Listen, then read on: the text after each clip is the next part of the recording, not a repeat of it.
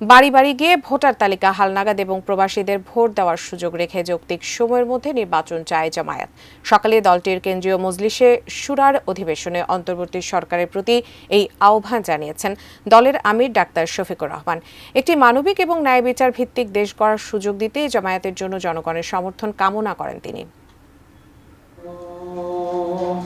নির্বাচনে দলের কর্মপন্থা ঠিক করতে জামাতে ইসলামীর সর্বোচ্চ নীতি নির্ধারণী ফোরাম কেন্দ্রীয় মজলিস শুরার অধিবেশন মগবাজার আলফালা মিলনায়তনে অধিবেশনের শুরুতেই বক্তব্য রাখেন দলের আমির ডাক্তার শফিকুর রহমান। বিদেশের মাটিতে আন্দোলন করতে গিয়ে জুলাই গণ আন্দোলনের শহীদ এবং আহত আন্দোলনকারীদের ত্যাগের কথা স্মরণ করে জামায়াতের আমির বলেন, তাদের ঋণ পরিশোধে জাতি অঙ্গীকারবদ্ধ, যার শুরুটা হতে পারে একটি সুষ্ঠু নির্বাচনের মাধ্যমে। তারা যে স্লোগান দিয়েছিল, উই ওয়ান্ট জাস্টিস, আমরা ন্যায় বিচার সমৃদ্ধ একটি সমাজ চাই, বৈষম্যহীন একটা সমাজ চাই।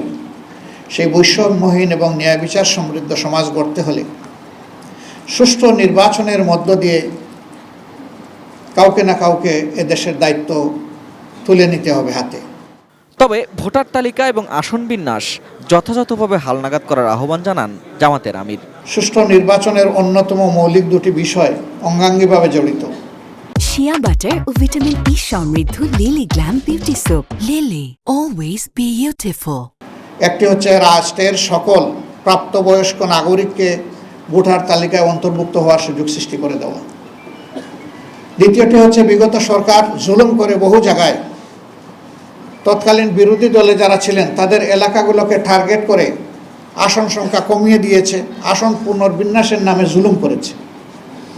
এগুলাকে আবার পুনর্বিন্যাস করা লাগবে এবং তার জন্য প্রয়োজন হচ্ছে বাড়ি বাড়ি গিয়ে এই ভোটার তালিকা হালনাগাদ করা। এর জন্য যৌক্তিক যে সময় লাগবে সেটা অবশ্যই সরকারকে আমরা দেওয়ার পক্ষে।